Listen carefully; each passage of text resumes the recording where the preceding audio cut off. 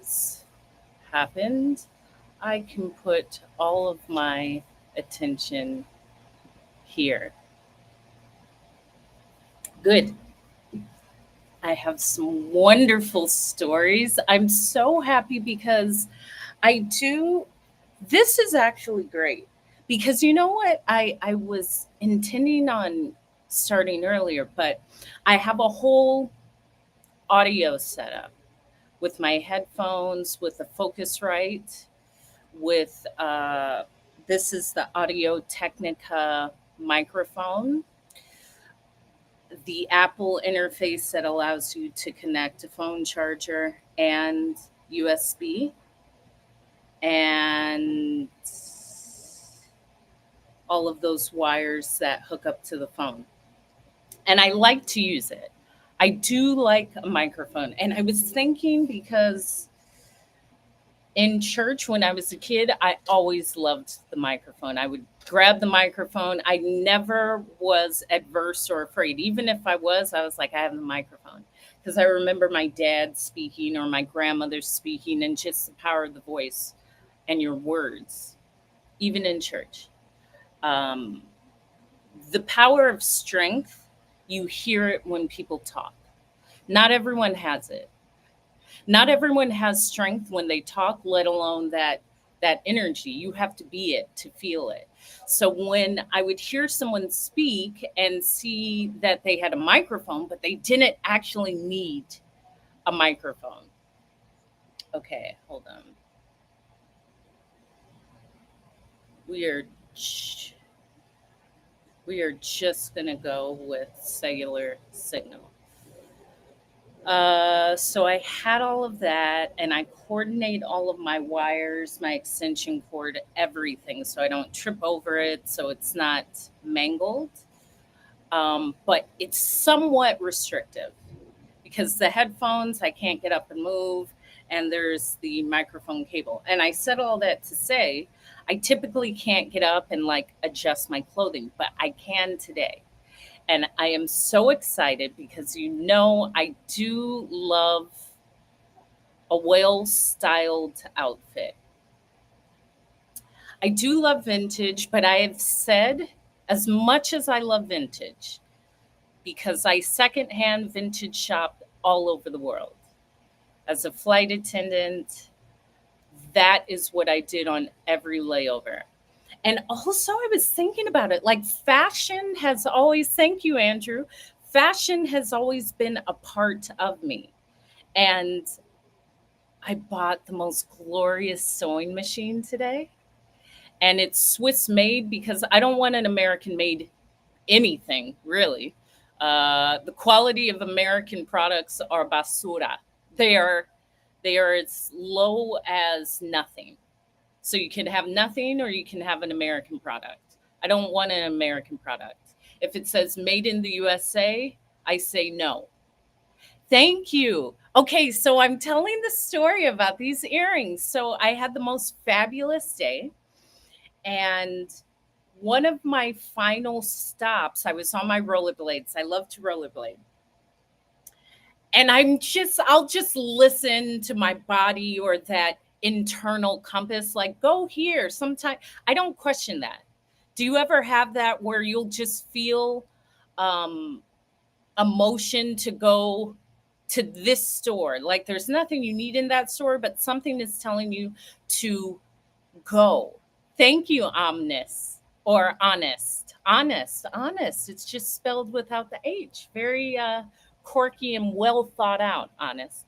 So I went to this secondhand store and I know the owner from years ago. And whenever he sees me, he's like, oh, Hope. He comes and gives me a hug. He's always so excited, like, oh, what'd you pick out? And he was at one time without a home and he's lived on the streets and he got himself together. Someone let him in.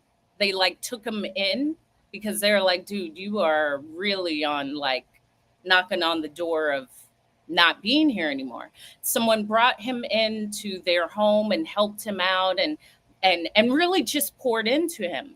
So he found a beautiful space of helping others. So he started a thrift store, but from the thrift store, he hires people who may be in transition from being without a home to their own home, substance, growing through substances. Um, and he hires these individuals to work in this thrift store, and now it's spread to many other locations and divisions. Hi, Colby. And so I'm such a vintage person, and people know I have a great eye that I would go and source stuff and shop. And anyway, so I know him. So I went to this thrift store. It was my final stop. I wasn't even going to go, but something was like, go, Hope, go, go. You need to go. The day is great. Just go. So I'm on my rollerblades. It's early in the morning. And I roll over to this thrift store. And as I roll in, just imagine the door opens and there's me. And I have my headphones and like a hat, and I always have lipstick on. And I roll in and I see the two most beautiful women to the left. Now, beauty attracts beauty. I've been known to be not shallow, but I appreciate beauty. With pleasure. I'm a speaker. This is what I do. I'm the best at it. And the reason why, it's because communication is life. If you are not confident at communicating and thoughtful enough to choose the right methods to communicate, you're cooked. You're finished. You're done out here, because that's all life is. So you could try to explain something to a person. I am, thank you. I come from a line of orators, and I love it. Like, I love when a man is like a well traveled, well spoken, like slightly arrogant. I do like that because I like a little a holeness, because I'm that. And I need you to be able, like, I can punk a lot of people. You can't allow, like, I'm powerful, but I always knew as a kid my power is in my words. I'm not going and beating people up on the playground. I'm trying to play. Thank you, happiness. Look at happiness following me. Thank you. I'm about to play. And I was talking to my friend about my niece. My niece about like tetherball. I am a beast at tetherball, like, like, and it wraps around and you go like this on the playground. Tetherball, you can't play with me, okay? Dodgeball, I'd be jumping up, and my mom was like, it's one of the most powerful tools, but it's powered by your mind. So your mind, they work together. There's not one that's more than the other. Oh, from Tokyo. I love Japan. That means I have to share a Japan story, because I love all things Japanese. And that was the first place I took my niece, because I'm the coolest mofo in the world, but I'm the coolest auntie. So being the flight attendant for 15 years, it is my duty. Like, I'm the coolest person in the world, but I'm showing you how to be cool, which is be yourself. And I'm here to support that. So when she was 16, I was like, yo, you can go anywhere in the world. Do you have a place you want to go? And she said, I want to go to Paris. And I've lived in Paris. I'm a French speaker. I've been to Paris thousands of times, like umpteen times. And I said, Paris is cool, but for your first trip outside of the US, I would recommend Asia, because it is polar opposite to every system in the US. Social system, healthcare system, schooling system, humanity system. Like, you have to see that this place is a madhouse. Let me take you to somewhere where human life is valued. So we went to Tokyo, and it was like the day after the cherry blossoms bloomed. It was in April, and it was the day after. So they were bright and beautiful and fully in bloom. And we land, and it was like the most incredible sight. and I had got an Airbnb. Here's the thing, I like to jump around. So if I travel somewhere, it's usually not for like 3 days. It's usually, I like to be somewhere at least 3 weeks, but really a month. Like that gives me time to explore, go to different places. The best, I'm a voyager. I'm a voyager. So we had stayed, I don't remember the actual location, but I remember the person I rented the Airbnb from. They came and met me at Narita Airport with a sign like, "Hope, we're so welcome to Japan." It was like the cutest thing. It was amazing. So I took my niece there and we had a great time. That was our first place. But back to the thrift store. Okay, so my phone has to cool down. I'm just going to keep talking because I think my phone will cool down. And that's the thing about the warmth. I love to be outside. I also love how it finishes your makeup because nothing can finish your makeup like sweat. It pulls everything together, it smooths everything out.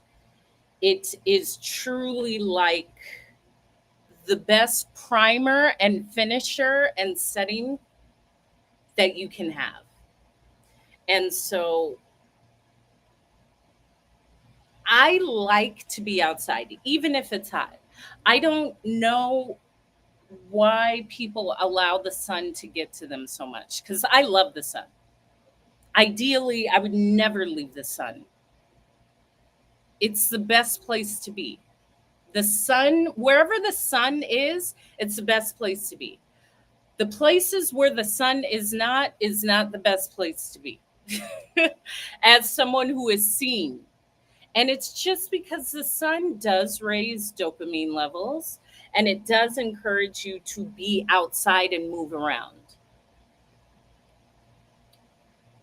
Even if it's snowy outside, if there's snow on the ground, but the sun is out, some people feel more encouraged to go outside and sweep up the snow opposed to if it's just cold and dark and no sun, because that's miserable. Like it's miserable. You can still do it, um, but you really have to push yourself. And that's just with motivation. Even in that setting, I would motivate myself to go out and shovel this. Well, I would motivate somebody else. Let me be uh, sheerly authentic. I'm not shoveling snow. Snow, I am not shoveling. No, there's someone who is happy to do that, and I am happy to employ them to do that. And let me see if my TikTok will still let me go on live. Sometimes it pops up like you are on live. Do you want to go back on live?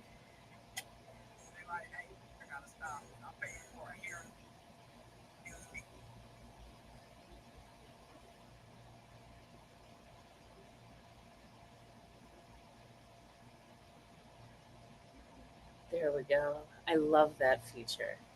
Okay, if anyone is here, we've changed it around. Um, and everyone who waited, thank you. Because we just roll with the punches. So I was talking about me and my niece traveling to Japan and then going back to the thrift store where I bought the most beautiful Swiss made sewing machine because I don't like American products. I don't like anything American, to be completely honest. But the Swiss are known for well made, quality, intentional products. It's like German engineering, German cars, German electronics, German engineering is cutting edge. It's German engineering, Japanese engineering. They're equally as, they're the best. So I found this mint condition sewing machine. And I took sewing lessons, and I was talking about fashion because it's always weaved in my life. Style and actually fashion. Um, so roll in, I roll into the thrift store, and to my left are the two most beautiful women. And I was like, they're going to come talk to me. I need to know who these people are because they're beautiful. Their hair is beautiful. One had a curly, short cut, like it was like a refined, short, beautiful style. And the other had longer, curly hair. And they just had varying shades of how the sun can create different shades of like mahogany. Because I was gonna say brown, but brown is like it's very basic. Like mahogany, you could have oak wood. If you buy furniture, oak wood is the richer yellow, lighter brown. Then you may have a mahogany that is a richer brown, or a cinnamon, which is darker but reddish undertones. Like there's varying different. There are varying differential outcomes when these things are in the sun or tanned. And these women reflected that. And I love being around beautiful women. I'm a beautiful woman. Like you have to reflect your beauty. So I rolled in and I saw this bag, and it was Chanel, but it was spelled no, ChaNyle.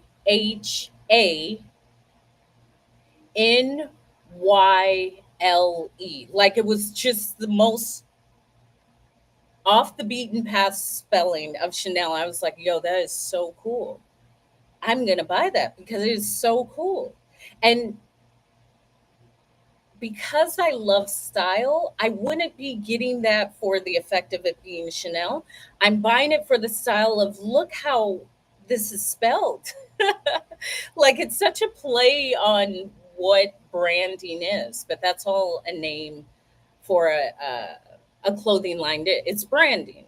It's branding that makes you feel a certain way.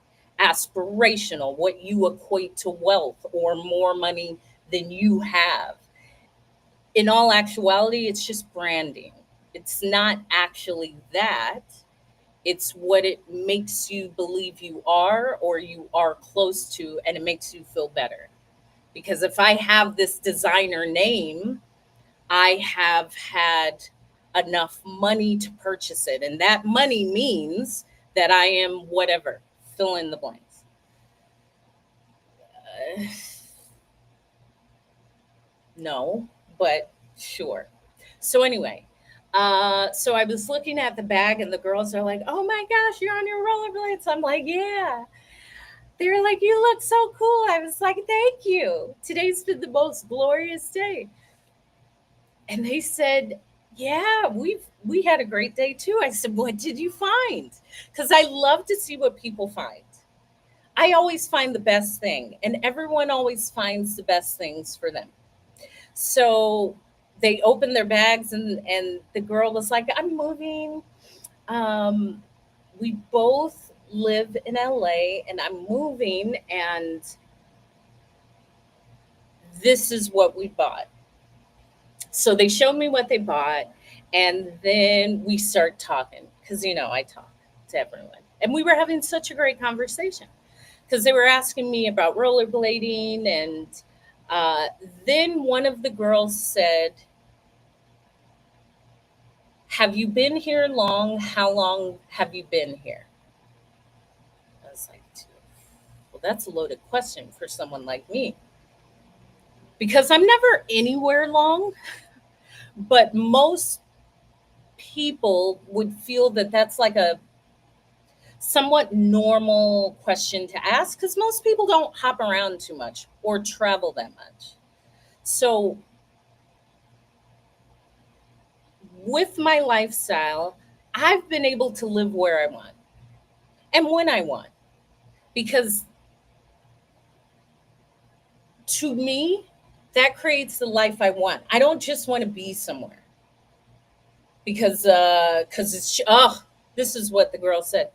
Yeah, I know it's cheaper and we're moving because it's cheap. I was like, first of all, let me tell you, I don't like cheap. And I don't want to move anywhere or do anything because of the cost, because there's always a trade off. There's always a trade off. In fact, everywhere I want to be is not cheap, but I'm never looking at the cost of anything. And this reminds me of a conversation with my sister because I'm locked out of one of my mileage accounts and I can't remember my mileage account number for the airplane, for the airline. And I'm like, it's coming. I just tell my brain, yes, I'm recalling this information. But without that, it's not recognizing me in the system. So I'm like, that's fine. Maybe I'll have to go to the airport and actually show up and show them that I'm this physical person because online they're not giving me my mileage number. But either way, my sister was sharing about her and my mom traveling, and she was telling me a cost. And I was like, okay. And she said, but we can go in a premium cabin for X amount more. I said, always think of your comfort when traveling. I only think about my comfort because usually, first of all, I fly comfortably. I don't do anything in life that's uncomfortable. So if the thought is, I found this flight, but I have no leg room, I don't have any space for my luggage, like it is the last case pickings, that is not comfortable. So I don't care about the financial cost because I would never invest in that. But I was a flight attendant. And before that, I traveled, me and my family. My father wanted us to travel and see the world, but a lot of nature. So I had been to every state and every national park and every natural monument in a comfortable way. This ain't like get in the car.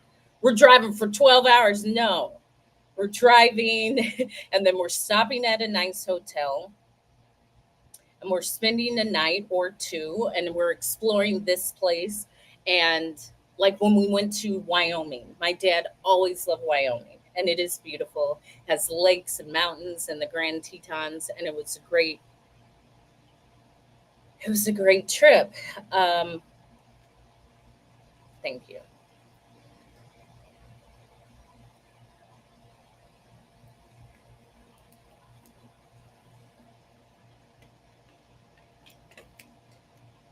Okay, you should be able to hear me now. Um, Let me know. Nia, are you here? Okay, great. So we went to the Grand Tetons and back to the girl saying, thank you, Matthias. When she said, yeah, it's cheaper, I was like, let me just tell you. Almost 10 minutes. Why didn't you say anything? Liban? So you sat around and just listened? I am that powerful. But next, why would you sit and just not hear me?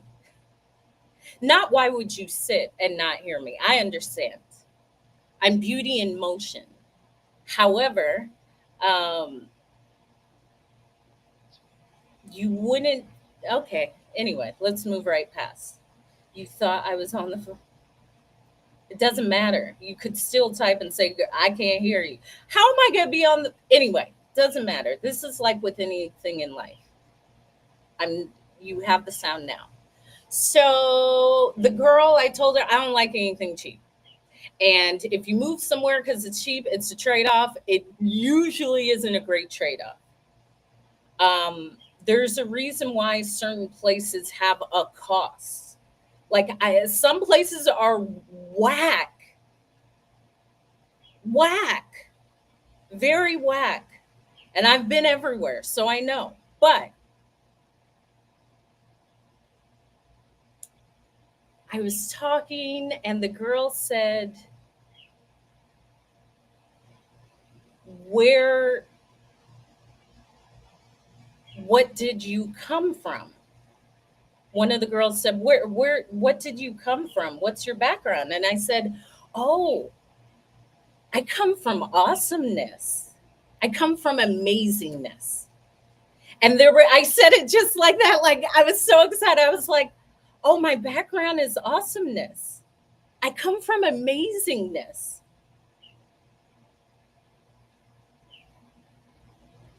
And it was just silent like that. There was just this silence. She was like, "No, I mean, what nationality are you?" And I said, "Well, the nation I was born into was the United States of America. That is my passport. That is my nationality."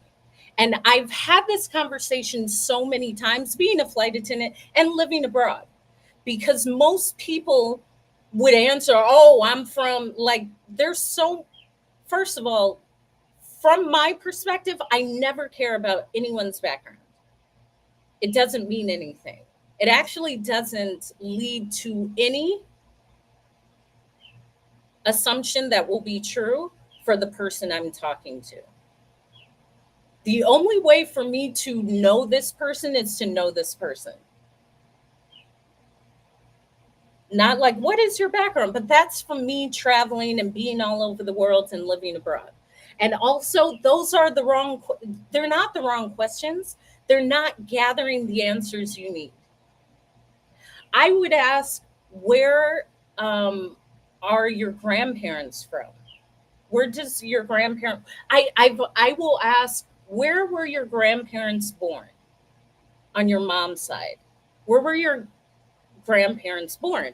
That can usually start a story. Yeah, but people are basic engineering. People are boring.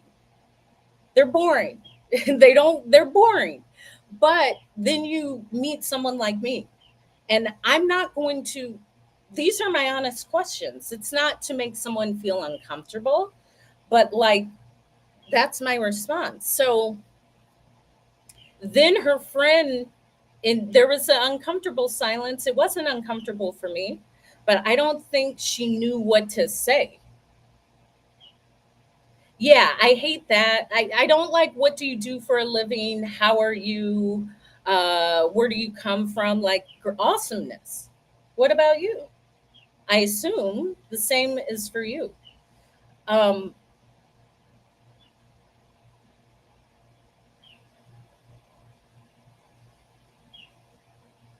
they're safe questions.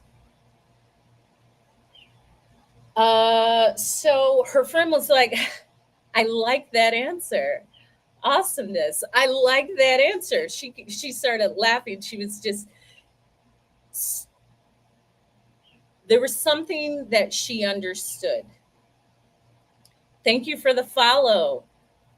Um, and so I was like, "Yeah, I'm from amazingness." And she was like, "No, you know what I mean. Like, where?" And I was like, "All right." I, because I said, for me, that's a weighted question, but I come from awesomeness because my mom's mom, my maternal grandmother, moved from the Native American Indian reservations in the 40s, in her 20s, and just up and set her eyes on California. That's what I come from. A woman in the 40s who said, "I don't know California. I've never been to California, but what I know is something that is there is greater than where I am now in Oklahoma on the Choctaw Indian Reservation. So I'm going to take the courage and my awesomeness and my chance as a 20-year-old woman in the 40s who's a Native American and drive through sundown towns in like 1943 all the way from Oklahoma to California." That's my background.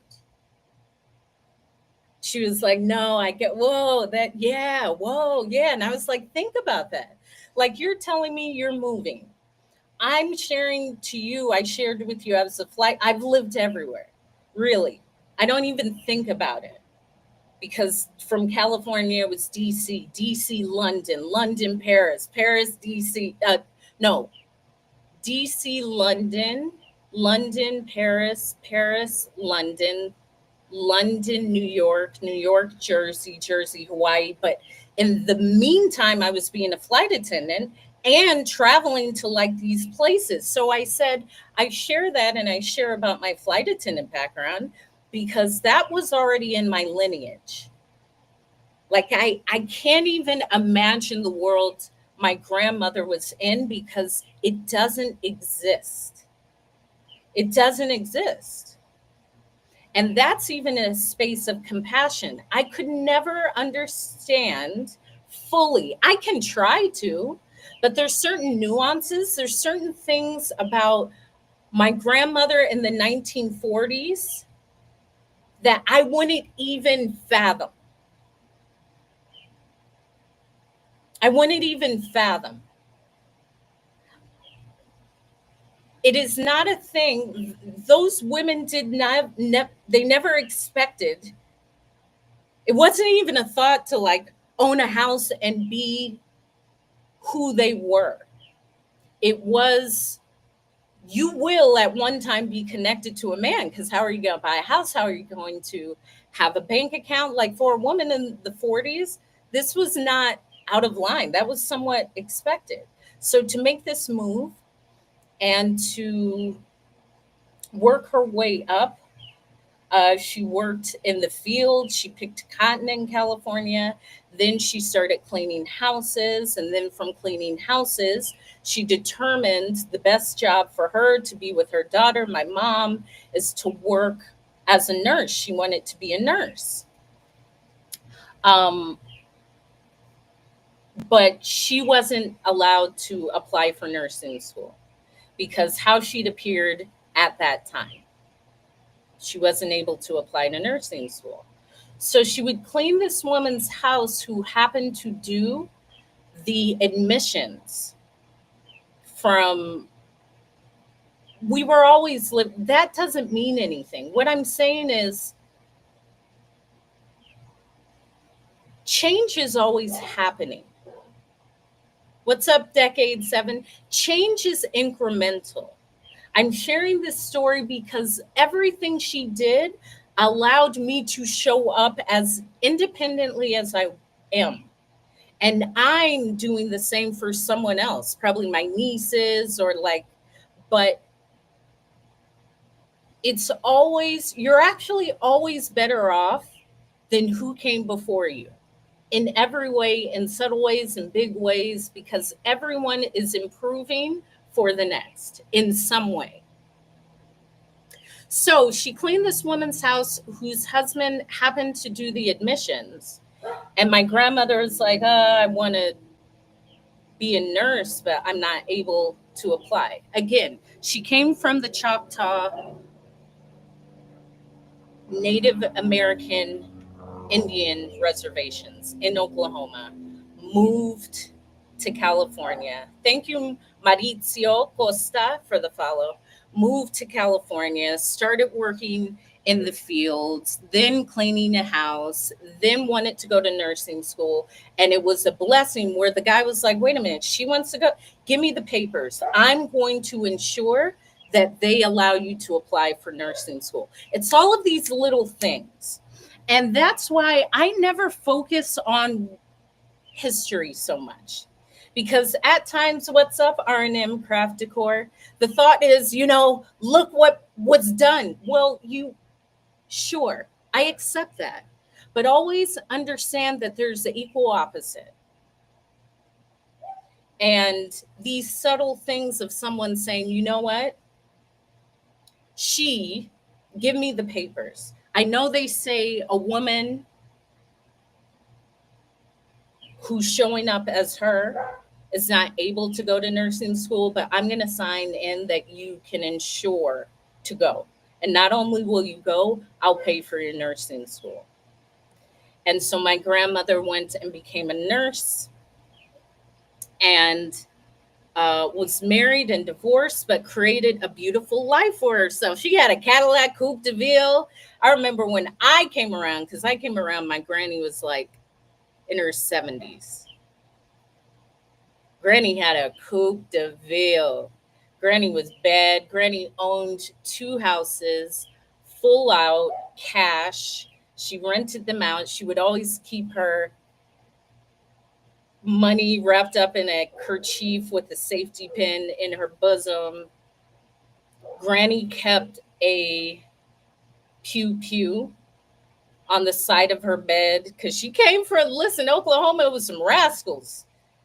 She was like, it was like Wild Wild West. Granny kept a pew pew. I told my mom, I was like, yo, did you know Granny? Because we would sleep in the bed with her. I loved my granny. I was like, do you know that Granny kept a pew pew with the safety off in between her bed and her nightstand? And my mom was like, if I would have known, I was like, Granny was about that. Some of these, you can't play with these old folks. Not only have they been through a lot, they were taught to point and take you out. But anyway, I met my granny when she was saved because before then, Granny was just a woman finding her way in the world. And she married a husband who did not like to put on his seatbelt. He was like, don't tell me to put on my seatbelt whenever they got in the car. And she was, I don't think she was a nurse at this time, but they were driving across this bridge. I believe it was in San Jose. And a school bus was coming towards them in opposing traffic. And her husband wasn't wearing a seatbelt, but he had to make a decision. He either had to swerve off because it was a one-way road. He either had to swerve off and like put the car off the bridge into the water or hit this bus full of kids. So he made the executive decision like, this is a school bus full of kids. Like, there's no way I can stop. I got to just put the car into the water. So he actually crashed, went into the water, and passed away. And so my grandmother was submerged in this car, and people stopped and said, oh, there's a woman in there. And some people jumped in the water and saved my grandmother and her husband, but he had already passed. And my grandmother was like, there was a group of people that I never liked. I never liked some people. And that was the day that that changed because that group of people saved me and my husband with pleasure. Thank you, sleeping, and demanded because of how she was showing up in the world. People are like, she can't go to this hospital. They won't accept her. Someone was like, nah, I will drive her myself. She has to go to this hospital. It was all of these small, what people would consider miracle events. And they go to the hospital. Her husband passed. And that was one of those stories that she said when she was submerged in the water in the car. They had crashed. Her husband purposely chose the executive option to drive off the bridge into the water so he wouldn't crash into a bus of school children.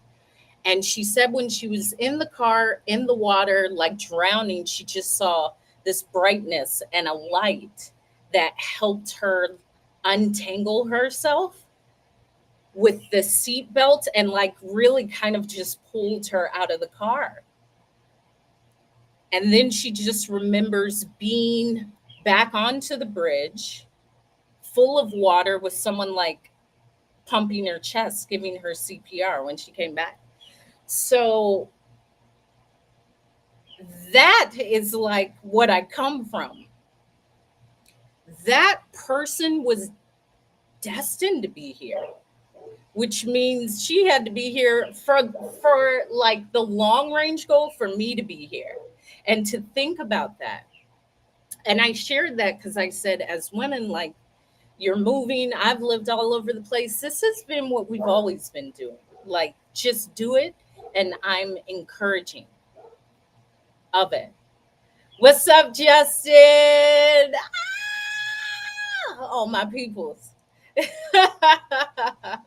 Do you like my ears? So these cactus earrings were in the thrift store that I went to, and I was like, oh, and they're heavy. They're real silver. That's not a rhinestone. It's like it's heavy.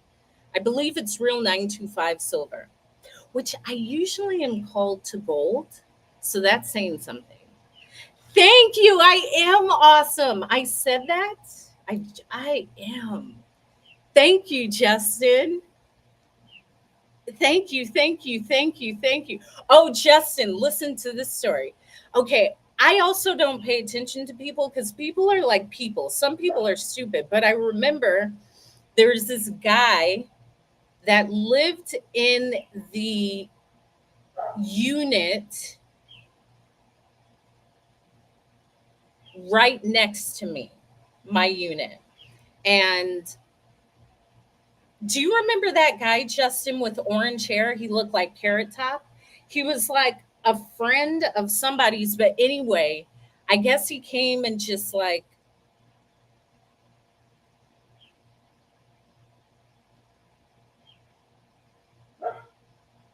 moved in,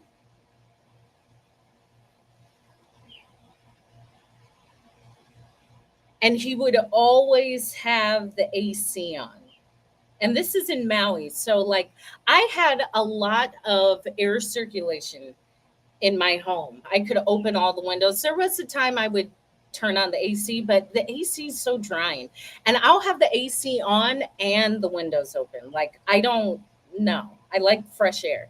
But anyway, this dude used the AC so much that I guess he ran up the bill really, really high. And his rent was inclusive of electricity, but his unit used like a lot of electricity because of their AC unit. So the person that owned the house went to have a talk with him and was like, listen, you're going to have to give me extra because it was only your unit that had this exorbitantly high AC electric bill. And the guy was like, well, it's your fault. You shouldn't have put in electric AC. I was like, people are bold. You try to tell someone it's your fault that you have an electric AC. Like, this is what there's some idiots and just rude and inconsiderate. I think that's inconsiderate. And there's only two, three, four. I know people, I don't like not being able to pay someone back. Like that will weigh, it's not that it weighs on me, but I make it a point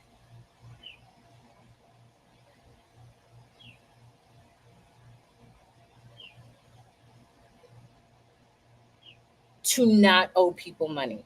Like that is the worst that is the worst thing for someone to say. Like this person owes me money, this person stole my money, this person to anything with money. I don't want anyone to be like, Hope owes me money. She's so I don't steal. I don't steal anything. And if I did owe someone, I know exactly who I would owe and how much. It's not like so many people that I just forget about it. No, that means something. I have three baselines for my life, three rules for my life. Number one, I don't have any of that with money with anyone else, where someone could say, Hope owes me money. And If I did, we have had a conversation. There's also that. I won't duck and dodge. You couldn't have saw this on Timu because I made it. I made this halter shirt from this vintage shirt that I bought from this garage sale that wasn't far from me. This woman had the most exquisite vintage shirts. Like they were perfectly worn. They were perfectly worn in. They were perfectly faded. So I made this halter top. So maybe you saw something similar, but this is custom and bespoke, baby. You can't find this anywhere. This is limited edition. I am different. Okay. Cowboy earrings. Then I was thinking with these shorts, which I actually bought, I believe I bought these as originally as jeans, as pants in 2007 in Beijing. When I flew to China, I was based out of DC and I flew to China and I bought these 7 jeans. And I love a worn jean. The best way to get a great jean, you got to wear it and you got to wear it for a long time. And you let it change and you can alter it. Like, would you like to see? I don't know. I don't know if anyone would like to see a well worn jean and my ensemble. Let me know. So I bought these in China and they were like boot cut 7 jeans, and they've stayed with me. I've kept them because they're the best worn denim. And then I cut them into shorts.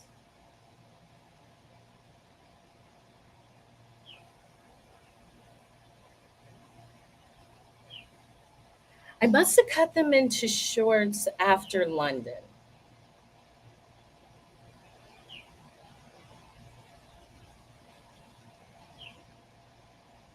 So now they're really worn and they keep fraying and naturally like falling apart. And I love it. I'm really thinking about that because I'm intentional. Thank you, Noella. Thank you, thank you, thank you.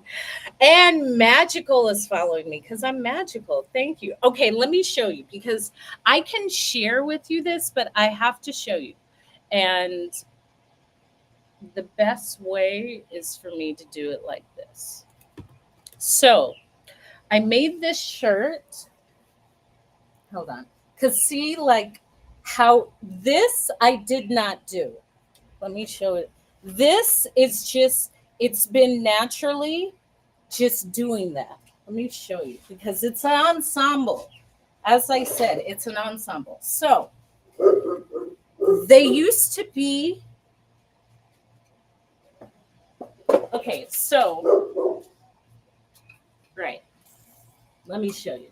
These used to be boot cut jeans, like your normal 7 boot cut jeans. You see, let me, because I'm streaming over here too. So I have to show everyone and the back of my shirt. And then I got to a place, I think I bought them in Beijing. I was living in DC. Then I moved to London and I kept them as jeans. And I would wear boots.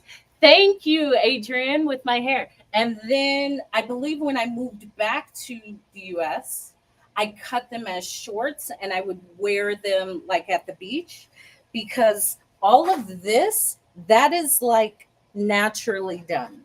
All of this frame is naturally done. And that's the best thing about jeans. It will naturally do that. Like the pockets, I can't put anything in this pocket. I can use the back pockets. But then this vintage shirt, I made a halter top. I cut off the neckline and I'll post a video after I get off this TikTok. And then you cut this and I cut it into 3 strips And I just tied it, and tied it at the top and paired it with these. So these can't, all of this is just naturally done. You can't really um, you can get pretty close for denim to look like that, but actually they have a lot of tools right now to help with denim. And thank you with my hair. It's there's so many people on my live and especially on this TikTok account that have never seen me with full hair because when I came on, I was shaving all my hair off. My hair was platinum, it was blonde, it was pink, but I had the cutest fade. And then when did I say I was going to grow it out? Because I kept shaving it off. I loved it. I love my bald head. I love it, love it, love it. I say I feel beautiful in any way, but there's this beauty and this power that came from the beautiful head, especially coming out of the water in Maui. And the salt water is all on your crown, and that sun hits your scalp. It's like amazing. And makeup and my feet, like, oh, it's just incredible. It's incredible. So now, but my hair is beautiful and it always has been. And that's why I don't say, like, I'll cut my hair at any time. And I have. I'm always changing the color or cutting my hair or changing the texture. I like, okay, so,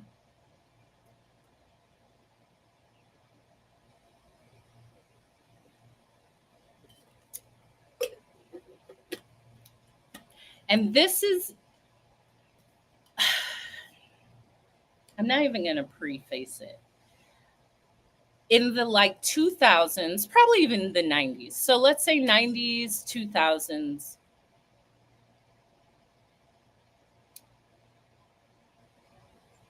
Um,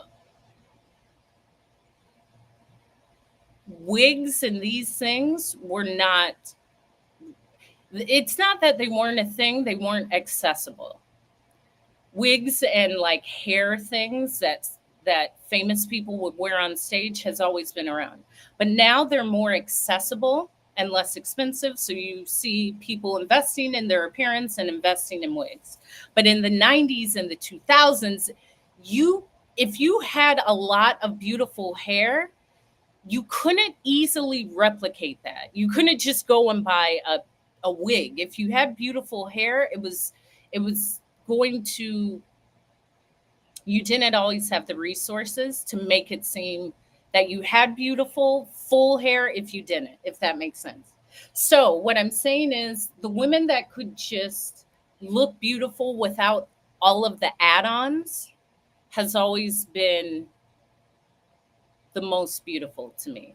And that's not a knock to a wig or a hairpiece. It's just that you're beautiful whether you jump in the ocean or the pool and come out with makeup, without makeup, with your hair wet, like you're just beautiful. I love a beautiful woman that can go in a waterfall and swim and then come out, just put on some coconut oil, some lip gloss, and go. It's not, oh, I'm only beautiful if I have makeup. No, I'm beautiful all around. And I said that because I remember, especially in the 2000s, because that's when I was like going out. All of us 80s people were in the clubs in the 2000s. Um,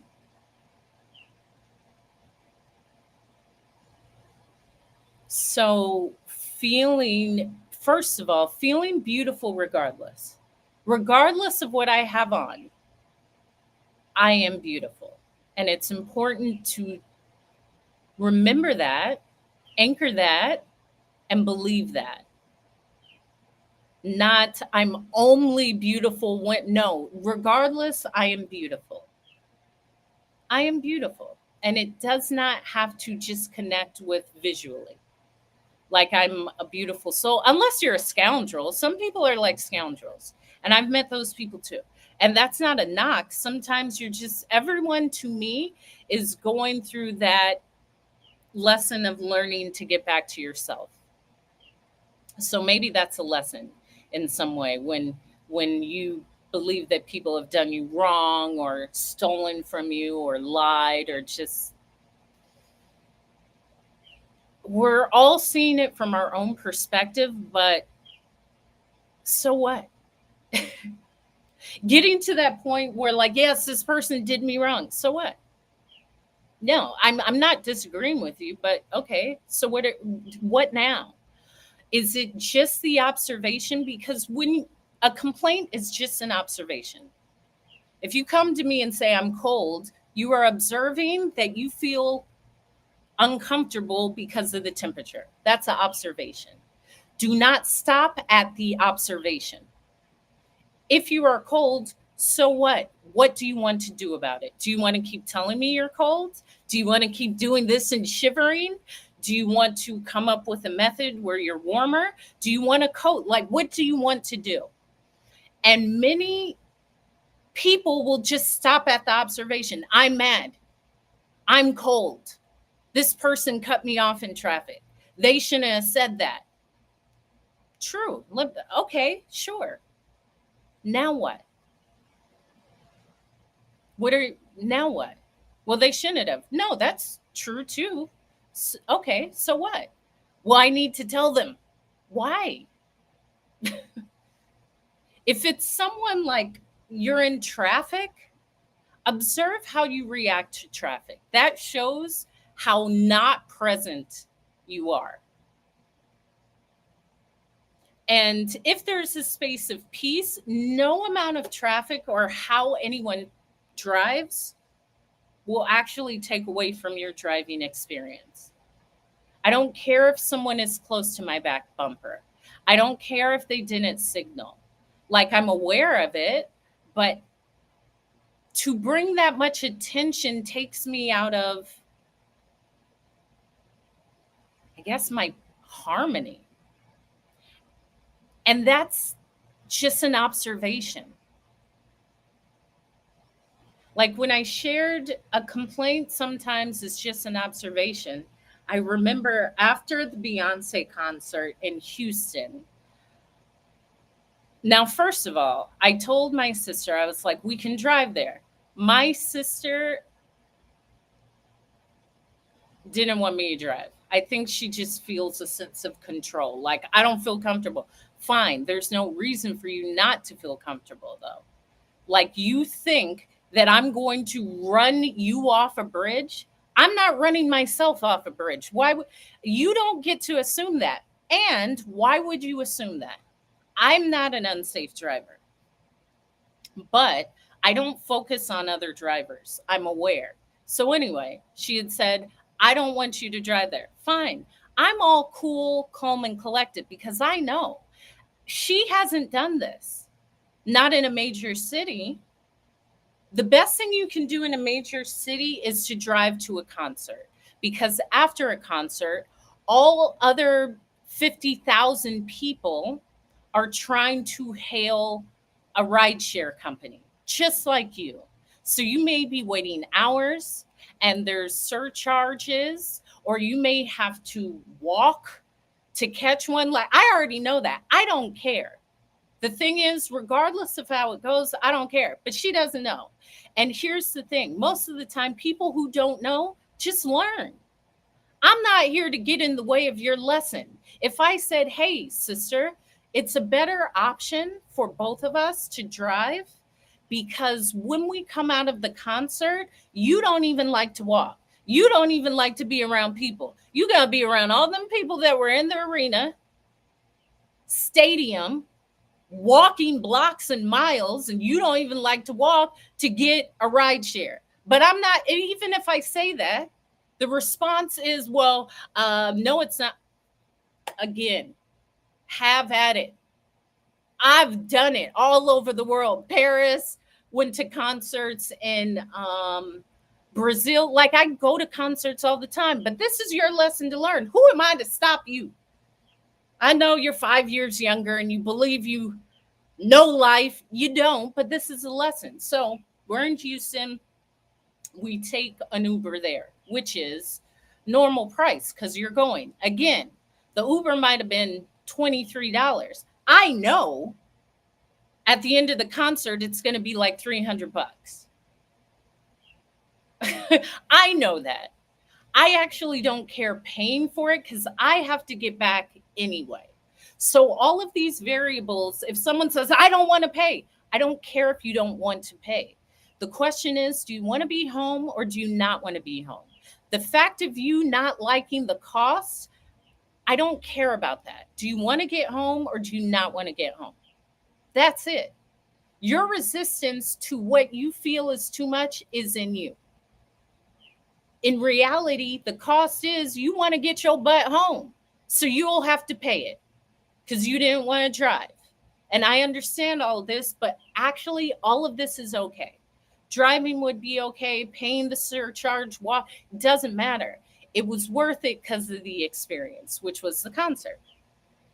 So that's exactly what happens. We come out of the concert, and my sister, I said, okay, we're going to have to walk. She was like, okay. And walk, and walk, and walk. Now, for all of my flying career, for my entire time as a flight attendant, I never had a car because I lived in metropolitan areas. So I lived in DC. You don't have to have a car. I lived in New York. You definitely don't need to have a car. I lived in London. You don't need to have a car. All these places I was based, you don't need to have a car. I don't mind walking. I love walking. I love trail running. I love hiking. I love being outside. I can walk. We can walk 40 miles all day and just talk and so it doesn't, I'm not bothered. My sister would be like, "Me, hey, girl, we got it. Where we going?" I'm like, listen, Sam, it doesn't see, I'm too smart. Because my thing is, you don't know this city. So if you say, where are we going? It doesn't matter anyway. You don't even know the city. So even if I tell you where we're going, what is your end goal for this information? Because it means nothing to you. You're not in a city that is familiar. So you saying, girl, where are we going? To the promised land. You just have to keep walking. It is us and 40,000 other people from the beehive walking. You just gonna be walking. This is the lesson. I don't mind. I'm looking beautiful. I'm feeling great. I did my little pre-ceremony because anytime I go to a concert, you're around happy, fun energy. Use that. It's almost like a church. I say I'm welcome to all this fun, live, upbeat energy. And I'm here to add to it. I say that before I go into a concert. That's why when you leave concerts sometimes, a day or two after, you're like, oh, I want to go again. Because you're physically like going through euphoria, like this extreme dopamine. You're around all this happiness and music and dancing and lights. You're not thinking about that bill. You're not thinking about that guy. You're not thinking about that girl. You're thinking like, I'm having a great time and I'm dancing. But some of y'all aren't even doing that because the people that left before Beyonce even says, okay, good night, you're not present. And I told my sister this. I was like, yo, we aren't leaving. Oh, we're going to I want to miss traffic. Why? You're just, first of all, it's Beyonce. You stay until she's no longer being able to be seen. What do you mean? I don't care about no. Do you see how not present you are? And I'm sharing that because the thought is, well, when I get this is where you're at now. I'm going to see this, and I'm going to see all the silver confetti, and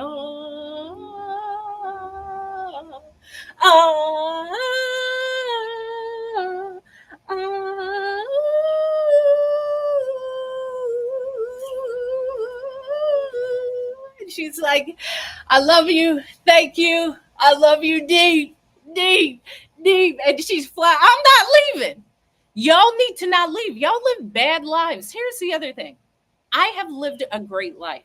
Y'all don't. And I have to say this about Houston because, I'm not a fan of, well, I don't think Houston's a cool city at all. I don't think, what? No, I'm not going to do that, Mom. I'm not going to do that. That's okay. I'm not going to lower my voice at all. Close the door. You got to stand up for yourself. Me too. I love these shorts on me too. I had modeled these shorts because I've had them since 2007 and I bought them in Beijing. So I'm dancing. Now you see how much energy I have now? I'm always like this. So if I'm at a concert, I'm dancing, my arms are going around. I'm having a good time. I'm not thinking about your man next to me. Like, if that is the case, if you I can understand because my energy is infectious and I'm mesmerizingly beautiful. I'm wise, knowledgeable, all of that. I can understand. But you're at a concert. It's time to have fun, not look if your man is looking at somebody else. If he is, oh well, to dance the night away. Like this is the time. Um Dance the night away. So there was that because this anyway. So my sister was like, we need to leave to beat traffic. No, we don't. You don't even know. This is Houston. It's gonna be terrible, but your butt is gonna be walking. What's up, Paper Thin? What's up, Stevie? So we left, and after the stage goes black. Okay, I'm not leaving I'm not. Well, it depends. If it's an event, thank you. I feel fantastic. I am fantastic. I'm telling about my glorious day. So, oh, and my cactus earrings. These silver 925 silver heavy cactus earrings. So me and my sister leave the Renaissance concert in Houston. We're walking. I don't mind. But my sister complains she don't like to walk. She said, "Girl, I'm tired of walking." And I know you are, but you still have to walk. They do. I have a whole theme. Listen. I mean, as I tell my mom, it's just great. It's just great. You know, great fit. Like, and I do this for me.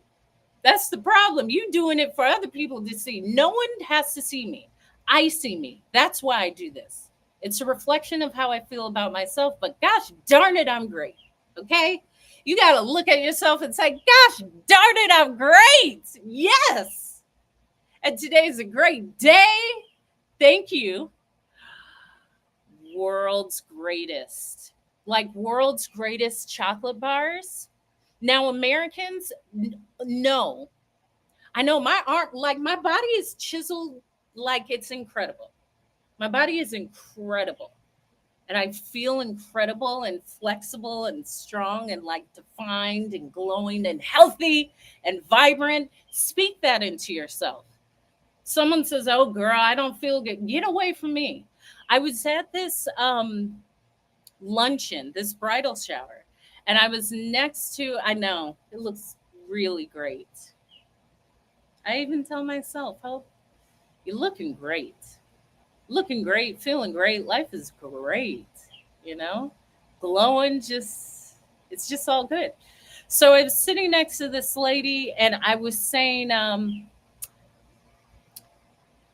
the food provided, they had this candied cauliflower, candied tempura cauliflower. It was delicious. And I love that dish. And so I said, I would love that. And they were bringing out platters of like fish tacos. It was a well done, well catered event. They kept bringing out different dishes, salads, appetizers, uh, calamari, um, sirloin, like chicken, great foods. But they had prepared a delicious vegan option for me.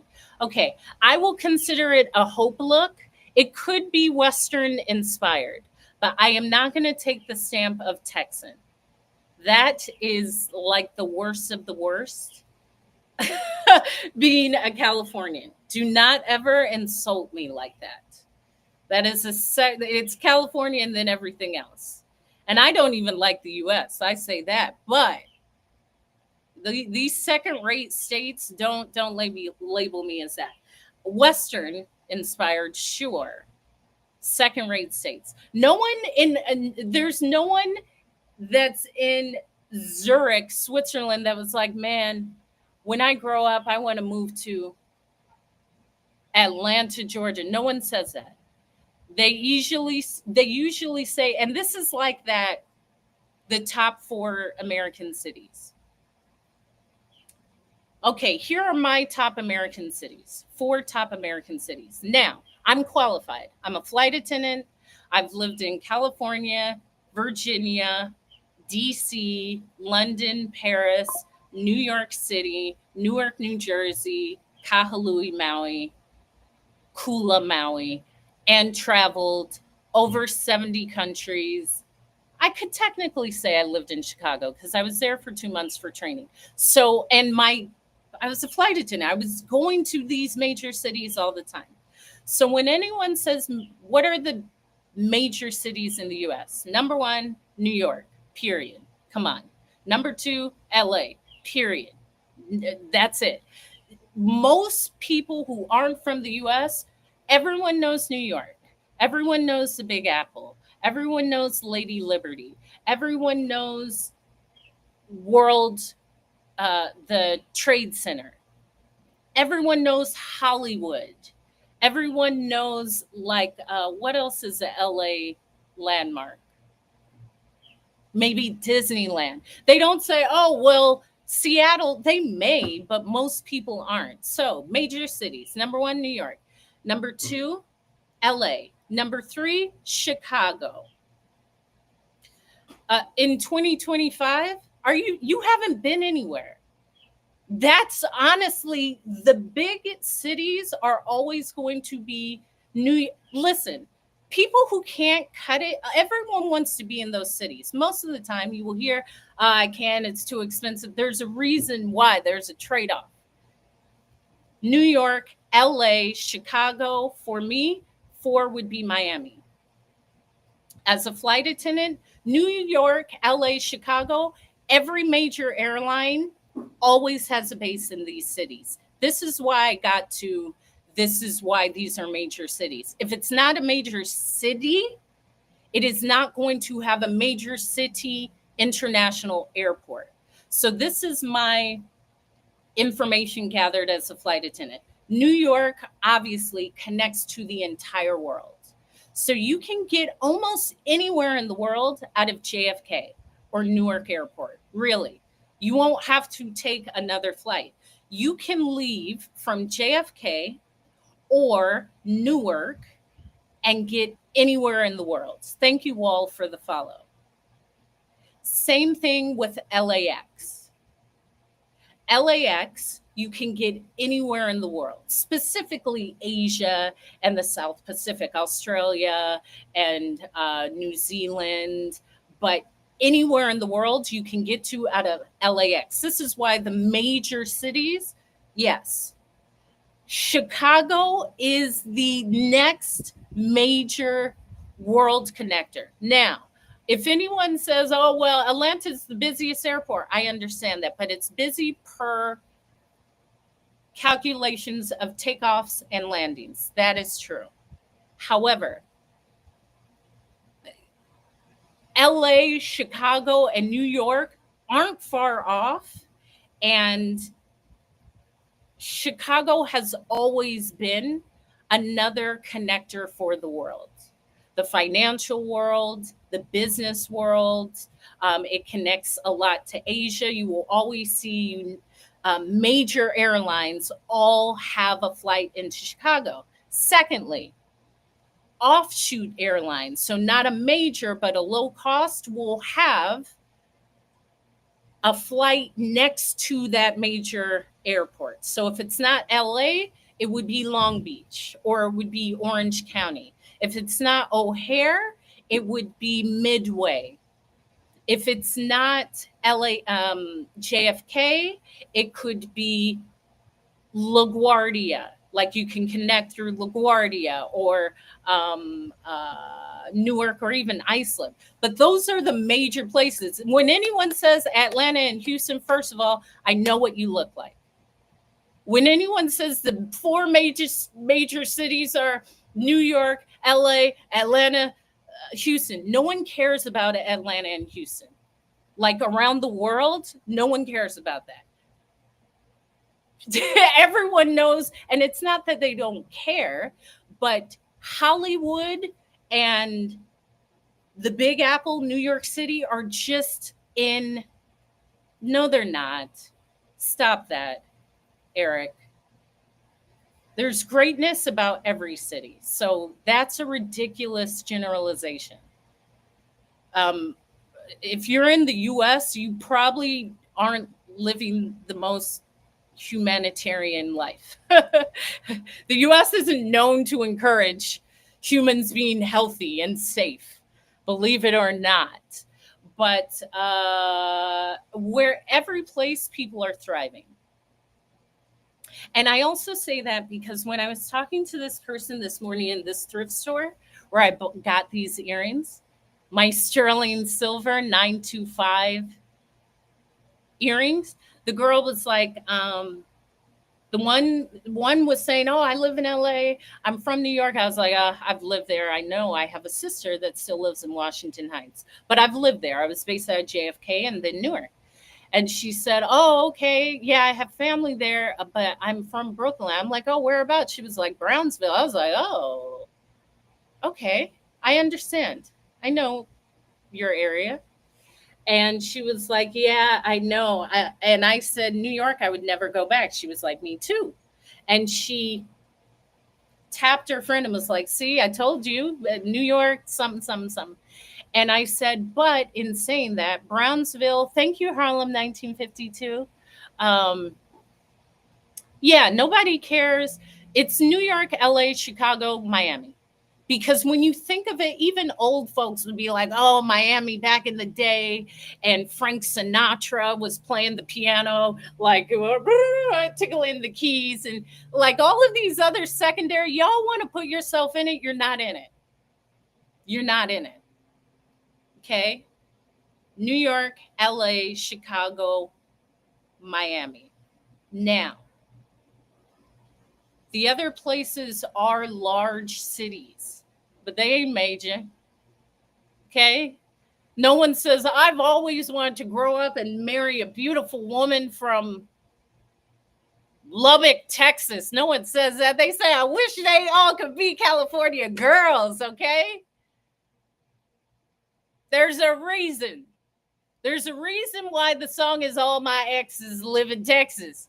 Because I got ghosts. I went out west.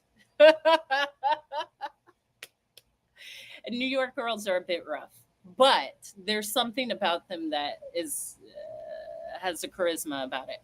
But the most beautiful women are on the coast. There's beautiful people everywhere. I will also say that there's beautiful people everywhere. And I've been seeing, I saw this girl and she was so beautiful. That is cool. I was somewhere and I saw this girl and I stopped in my tracks. I was like, "You are extremely beautiful." Oh, she was striking. Have I ever been to? I've been everywhere. What do you mean? Yes. Yes, I've been everywhere. I used to love Phoenix layovers because there was a jewelry store who would make custom jewelry, like Southwestern jewelry, and there was a Mexican restaurant that I would always go to. I've been everywhere as a flight attendant and like a traveler. And I love Denver too.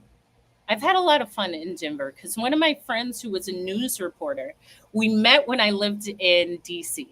So she was my first friend when I moved to DC. And When you move, you attract your tribe. So when people say, I could never move because I don't have friends there, that's a good thing. Like the best feeling, I love the feeling of moving somewhere and not knowing a thing, not knowing a person, not knowing a coffee shop, like being able to reinvent and find my new hiking trail and routes and like retrain my mind. A lot of y'all are stuck in the same thing you've been doing. You need a change. Thank you, Don Trail, for the follow. You need a change. And it's actually easier once you've done it once. So the first time I left, because my parents loved me, I'm a product of a lot of love. And they never said, get your butt out once you turn 18. Like they weren't that. They said, when you're ready, you leave and you can always come back home. Thank you, Stories, for the follow. You can always come back home. So when I was hired on by the airline, I left Central California, and my first I went to training in Chicago for 2 months. No, your change is you. You have to change. Needing it is outside of you. Hi, Ivy Girl 24. Needing, if you need something, you don't have it. I am changing. That means every day I do something different. You're seeing a change because every day I do something different. So if I use my right hand to brush my teeth, I use my left hand. That simple change, your brain is like rewiring itself because it's so used to that mundane, it's predictable. When you do something, one thing different, it allows your body to be, what is the word? It increases your neuroplasticity, which essentially means it makes it easier for your brain to adjust to change. So if you always brush your teeth with your right hand, tomorrow, brush your teeth with your left hand. It will feel weird. It will feel abnormal. Your brain is like rewiring and like, oh, they're doing it differently. Okay, this is different. We have to use different pathways and it will feel uncomfortable. Stick with it or do it for 10 seconds and then switch. But that simple change allows your brain enough comfort to make other changes. So if you typically take one route to work, just take a different turn. Instead of turning left when you come out, turn right and just take a different way.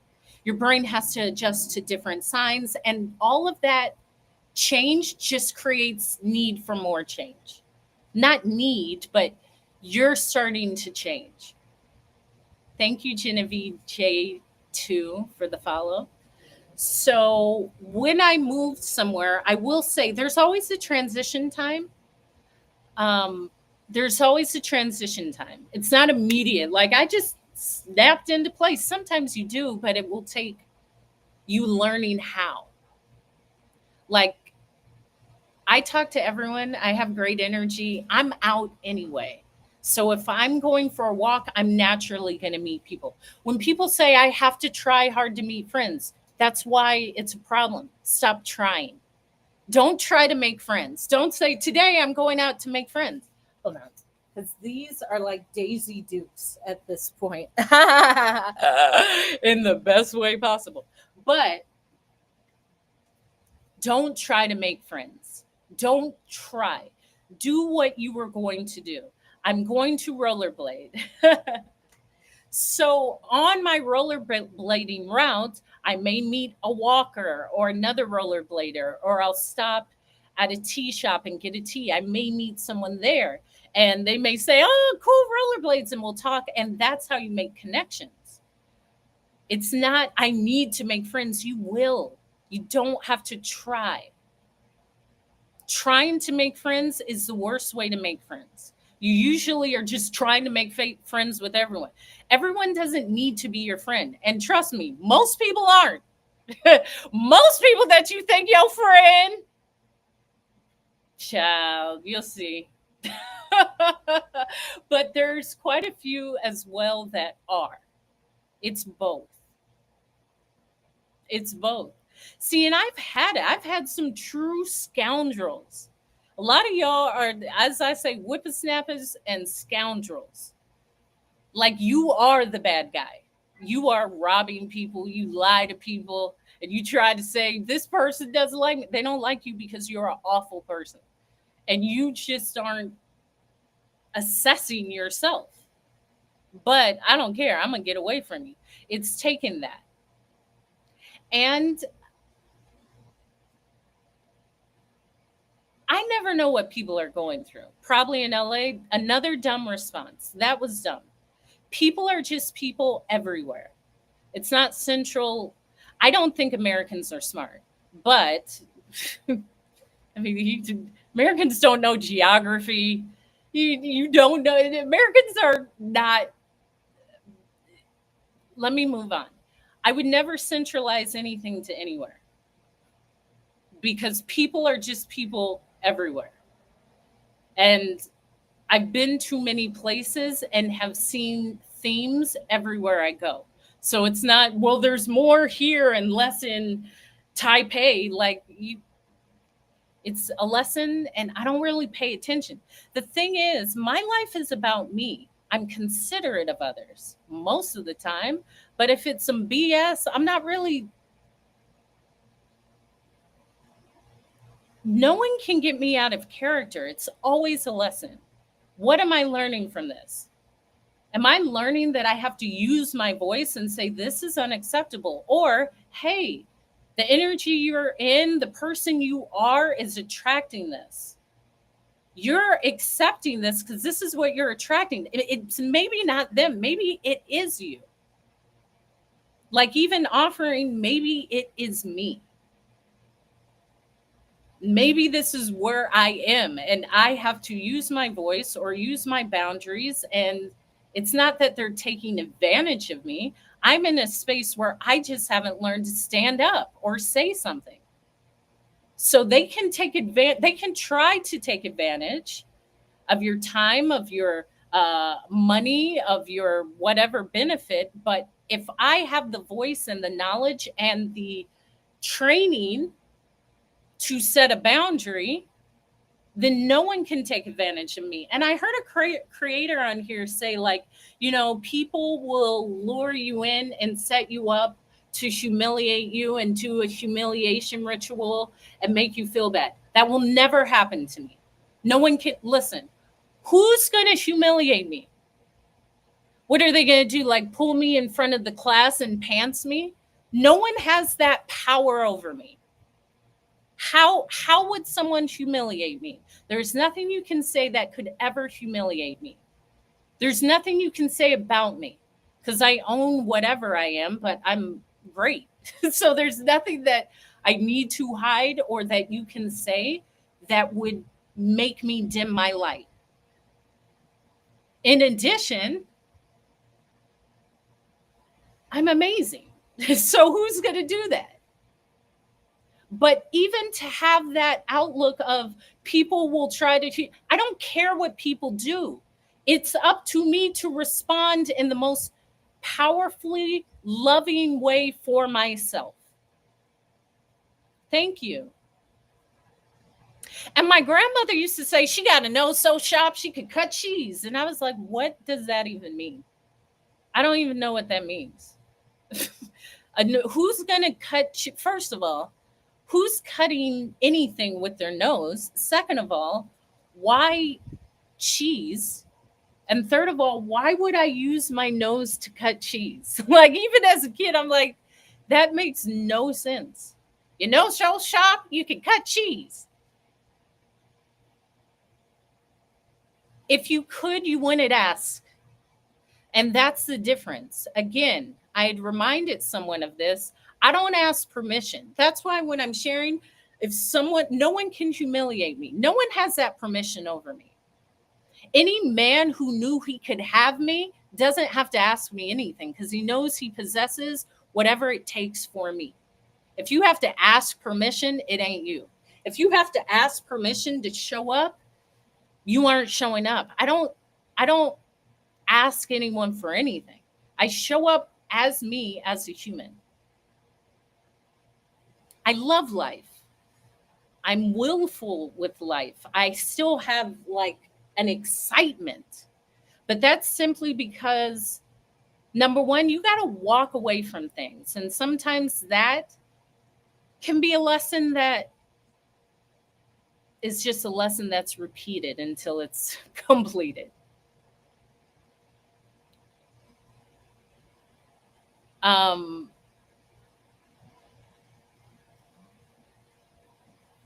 and I love my life because I own these decisions. Like, I haven't taken any of those routes. It was like, I'm going to see the world and travel and live abroad, and this is happening. I don't know how it's happening, but I know it will happen. I know it will. It came in the version of being a flight attendant and everything that it took for that, but it took everything to do that. So I've lived my life away from people, so no one can embarrass me because no one really actually saw me that much. And that's the best thing about moving away, number one, from your home city, but just moving. Because sometimes that reminder of people saying they only know you from where they left off with you. Most people know a version of you that actually doesn't exist. And sometimes the disconnect is someone is trying to communicate with a person that actually doesn't exist, and the person may become irritated because they've evolved. They don't respond in a certain way anymore. It's just a lack of communication. But I I advise everyone to bet on yourself always. I'm never betting on anything outside of me. I'm not betting on that diploma. I'm not betting on that club association. I'm betting on me. I can get me everything in life just because I simply believe. And I have the will to do what it takes. If the opposite is, nah, I'm gonna take this safe job and I'm around here with my folks and it's cool and I can get me a Malibu. I don't want a Malibu. I don't want a Crown Vic. What are you talking about? I would get, now I will have, because I do love cars, like a 68. I love old cars. So like a 68 red Corvette with the inside white. I would get a Cuddy. I would get a Cutlass, like a 78 Cutlass. Um, they probably are. I'm not saying they're not. See, the assumption is I'm saying they're not. They're great cars. They're not great for me. Um, I am the goal. And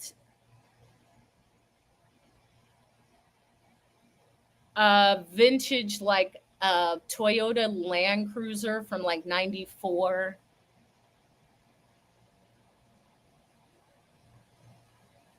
Certain cars. So how did we get to that? So I want what I want. And I'm saying this because, oh, the girl at the coffee shop. I understand that. Yeah. See, sports cars, I'm not, well, I don't like American cars unless they're muscle cars. I told you I don't like American stuff. Not going to get an American made car.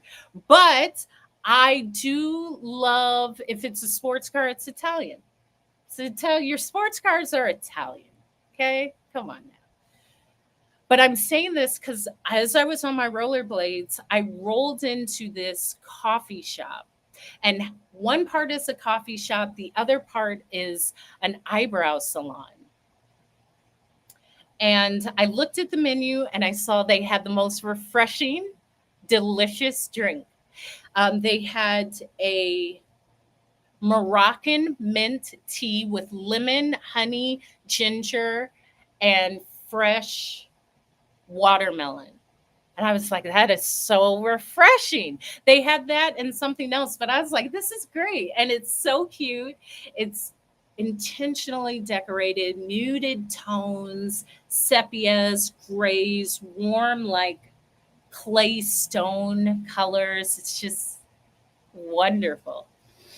And I rolled in to the desk because there's like a reception desk where you can go check in for your eyebrow appointment, or after the reception desk is where you put in your orders for coffee. So I stopped at the reception desk and she's like, "Hi." I was like, "I am so excited to be here because I cannot wait to try the Moroccan mint green tea with lemon, fresh mint, honey, ginger, and watermelon. It is so refreshing. It sounds so good." She's like, "I love you. I love that. Okay, just order it there." And so I rolled in to order the tea, which was refreshing and light and cool. And I don't really do ice drinks. Well, I don't do like coffee shops unless they're really local. I like the ceremony of making my tea. It's a ceremony, and I'll use different herbs that called to me that day. Like, all right, we'll put in some cinnamon for abundance, or some bay leaf for extra magic, or some cloves. Like, I do my teas to what I need for that day because it is just perfect. It just is. So I ordered this, and the girl was dressed so hip. And I love style. We were talking about that because I made this halter from this vintage top that I got. Okay, let me show you. Because I made this halter, and these jeans I bought in Beijing in 2007, and they were like bootcut jeans. But then I said, okay, the best way to have jeans is to let them age. So I eventually cut them, and it has the perfect fray. This just split on its own. It just split on its own. But remember when like 7 jeans were really in? And then I cut the back of the shirt and just tied it 3 times. So it's this cute halter. So the girl was like, "I love you. Where do you come from? I want to be like you." I was like, "Yo, you are like me because you have this oversized, frayed, vintage denim jacket on with a frayed collar, perfectly oversized." This was like, "You got it, girl. We see each other."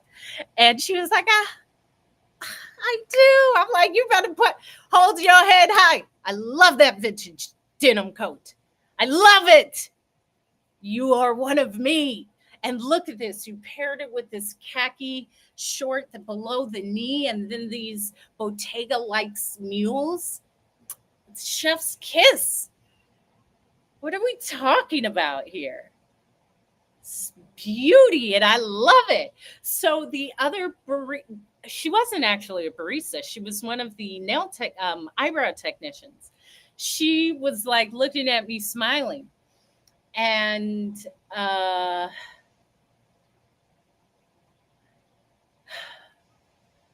she had a beautiful ring. Thank you, little band. No, you don't get to tell me what to do. Do not come in my chat telling me what. No one gets to tell me what to do. I'll give it back to you so you can continue to fund me. That's amazing.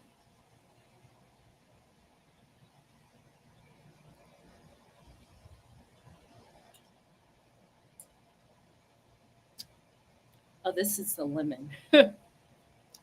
I also found this sticker when I was walking, manifesting greatness. So the girl, for some reason, we were talking about traveling. I was like, "No, up and go, travel." I was a flight attendant. I lived da da da. And the girl is like, "Oh, I love you. I wanted to be a flight attendant. That is my life. That was one of my dreams, was to be a flight attendant." And I said, "So why aren't you a flight attendant?" And she said, "Well, I really like working here." I said, "Yeah, I bet you do. But you can do both. And you don't actually know what it takes. Like, you haven't done it. So to say I like this more than that, you don't even know that. Like, give yourself the chance to try. to see how it feels. Do not immediately say, I like this. You don't. Come on. You want to be all around the world and leave these men. I was like, you don't. You want to be all around the world and leave these men in the countries you found them in. And she was like, well, I'm also, I mean, I can't leave. I have a fiance. I can't leave the country. I was like, heck, you can. Yes, you can.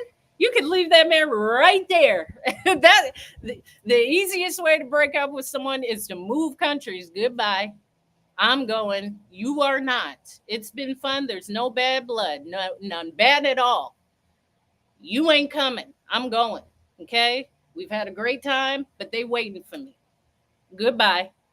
Move countries. Don't know you. Different number. Different time zone. Different everything. Done. Goodbye. And she was laughing. And I said, no, I've done it. Like, I have an article in the New York Times about how I've said no to 2 engagements. Like, I'm serious. She's like, what?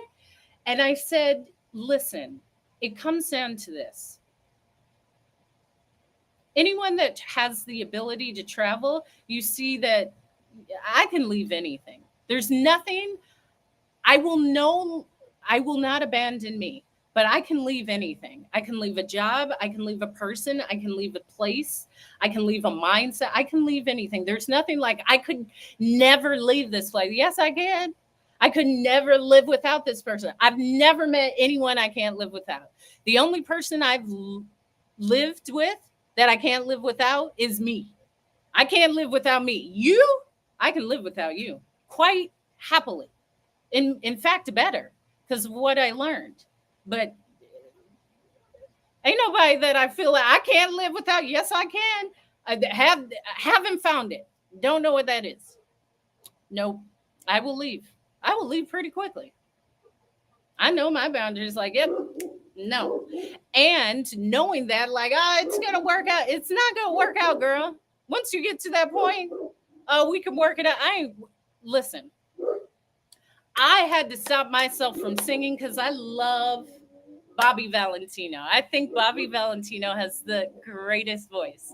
And I love Bobby Valentino because I was maybe 19, 18, 19, 20, 21, 22. Bobby Valentino is incredible and I love his music. But I was listening to Angel and he says, I'll never leave you.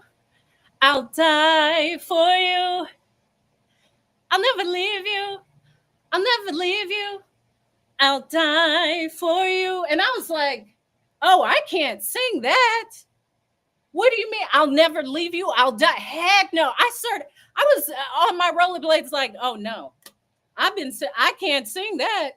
I'll never leave you. I'll die for you. No, I'm not dying for you. And I will leave you. I'll listen to the song, but I'm not singing that part. Okay. I'll never leave. Yes, I will. Trust this. Hope will leave.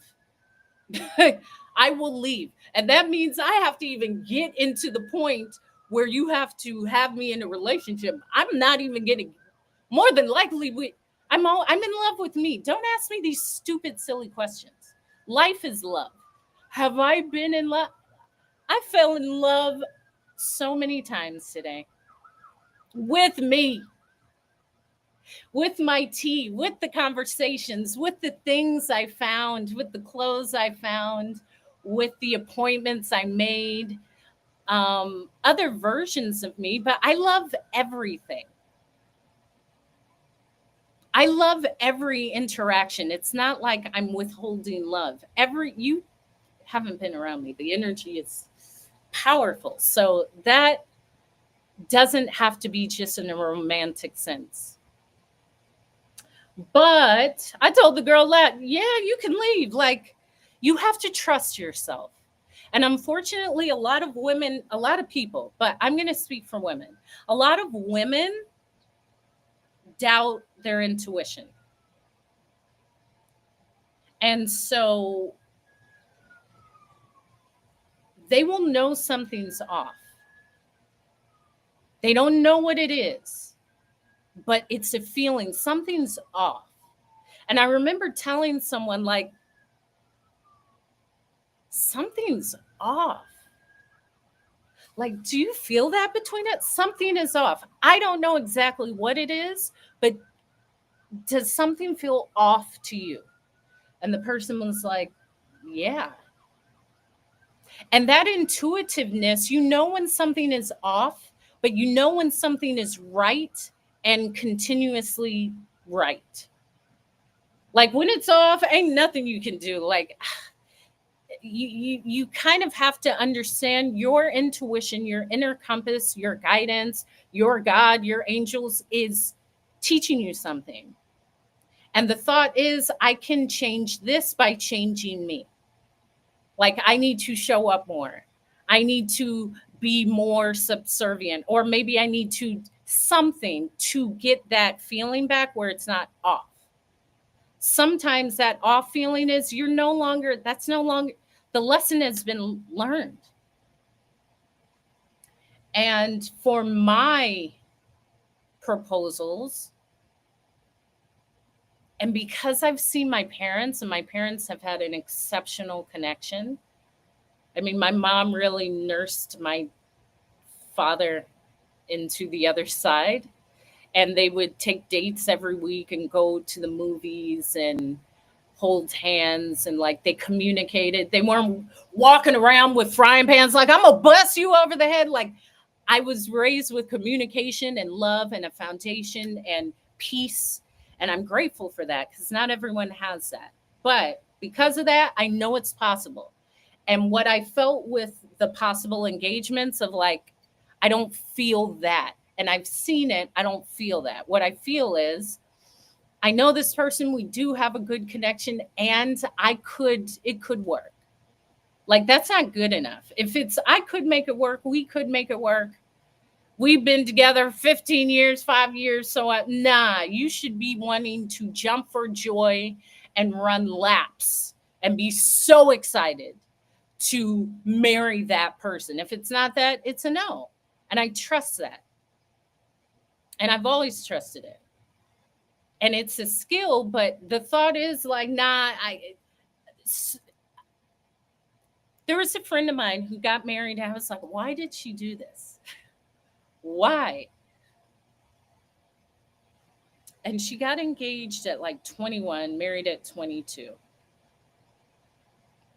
22 or 23.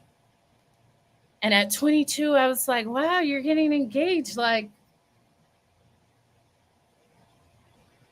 she was like, I'm really in love. We fell in love and da da da. I was like, cool, but do you really believe this is it?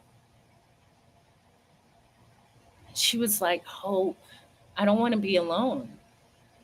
She told me that. She was like, Hope, I don't want to be alone. I was like, we just were legal to drink a year ago. How do you know you're going to, why would you assume that that would be the outcome?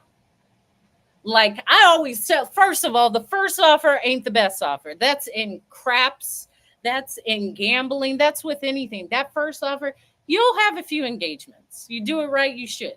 And most of them, like that first offer, I don't think I'll get offered again because I heard this saying. This woman said, just say yes if any man asks to marry you, because if you say no, he may not ask again, which is true. But if he has to ask again, then it probably isn't good. It probably wasn't heading a certain way. But anyway, I've trusted that with radical honesty and asking myself, is this what I want for the next 20 years, 30, 40 years? Because my dad would say, people easily say, I want to spend forever with you, but forever is a long time. Most people have no idea what forever means. People don't even stay at jobs for like 2 years. And if you haven't seen a working, functioning couple, the thought is like, what? Yeah, forever, but I'm going to cheat on you. No, no, no, no, no, no. We're doing like honest communication, showing up as two people. Like, if it's not that, then there's no need for it. You don't have to have it. You don't even have to be in a relationship. And I told my little sister, when I told the girl this, I was like, you can leave. Like, you can easily break up with someone. You can.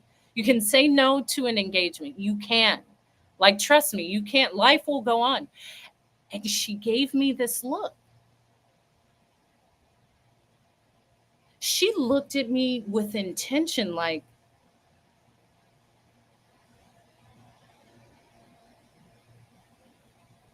she was really sitting with that.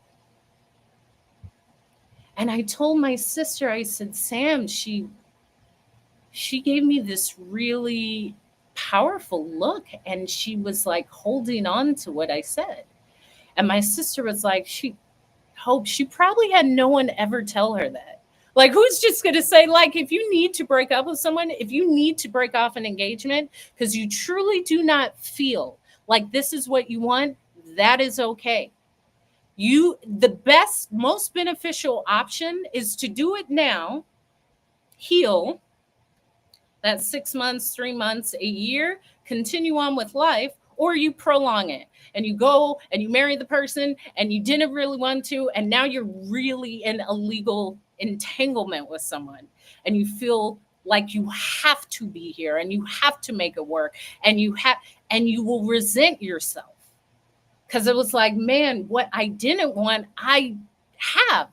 But I knew it and I felt it and I did it anyway. And now I'm getting divorced 17 years in because I finally have my voice. And I got married at 22, 23, which was too young in the first place. And now I'm going to be single, sexy, and free at 44. Like, we could have prevented this whole 20 years. And that's just the lesson. I don't think it's good or bad. The lesson is that radical honesty will come before or after. You get to choose.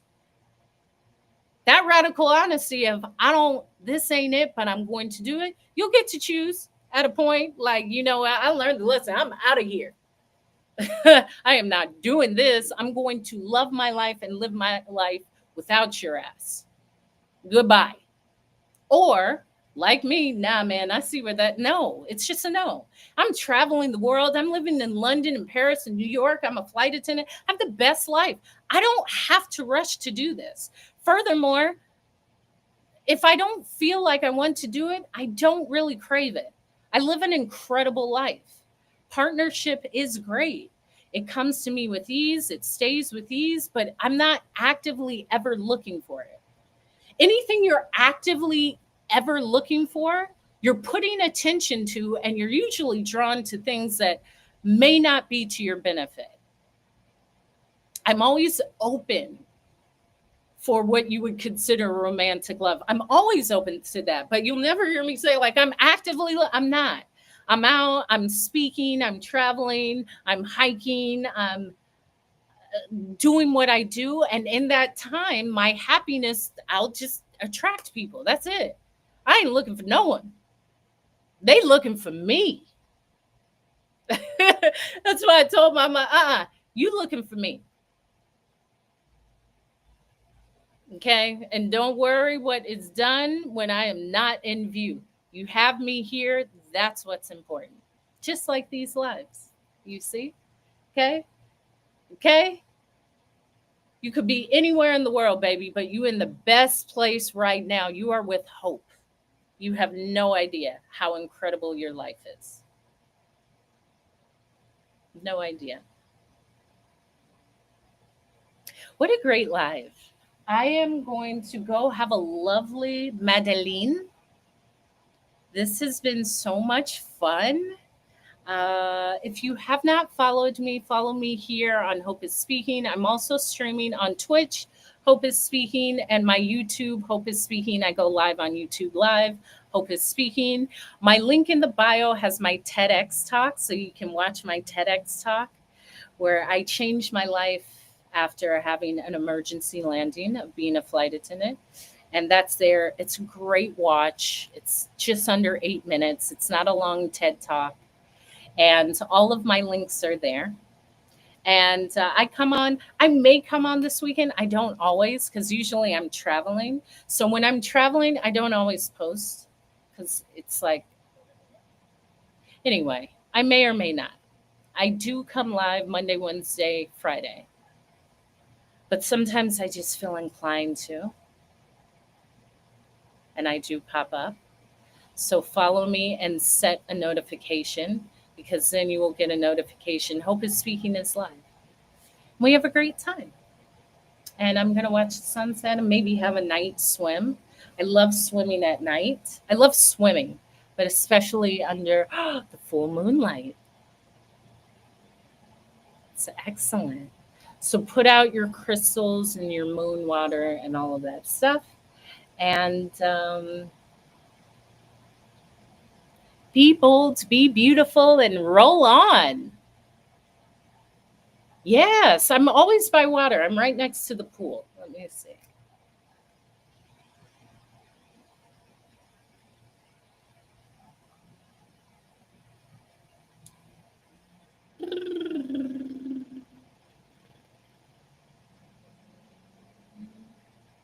So the pool is there,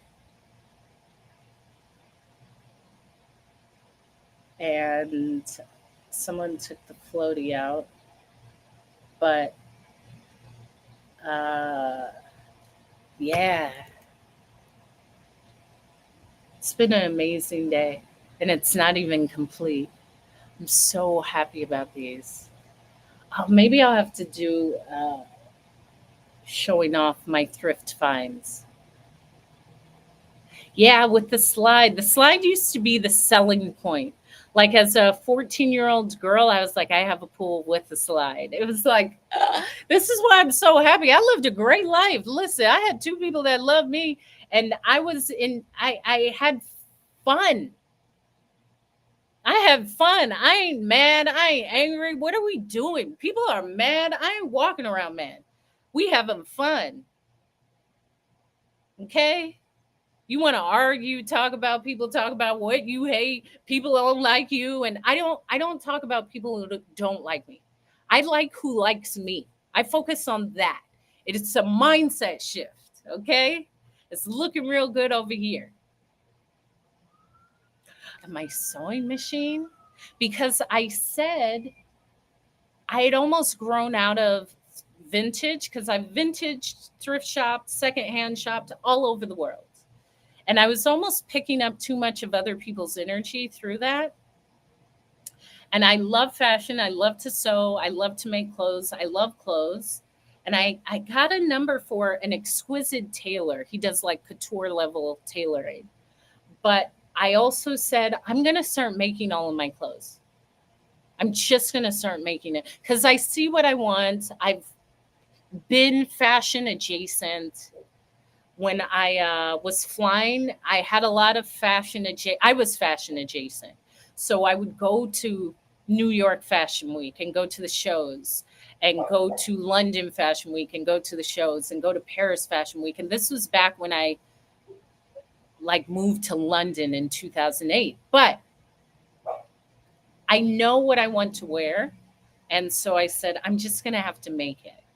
And I know the fabrics that I love. So anyway, when I went into that secondhand store, it had like the best, it's called Elsa.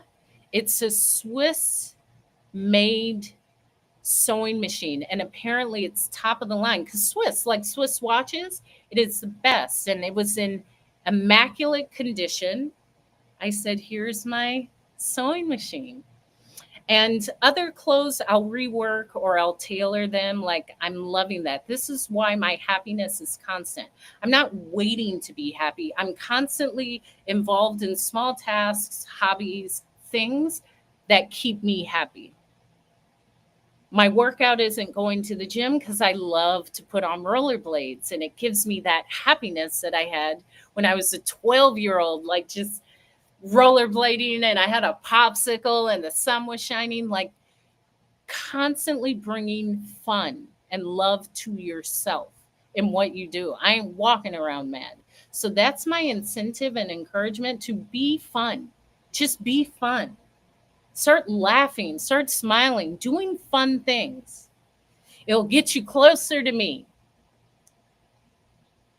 Be the reflection of love because we all come from an infinite source of love. Show up, show up, show up, show out. Because if you don't show up, nothing happens. I showed up today. And yeah, make it look good. Booty looking good. Legs are chiseled. Arms are chiseled. Skin is glowing. Hair is moisturized. Skin is radiant. Teeth are white. Eyes are bright. Like it's health. It's all health and goodness. I love you. I will see you again. Hope is speaking. Yeah. Dude. Wait a minute. I'll do it for this one first. Okay. Now for this one.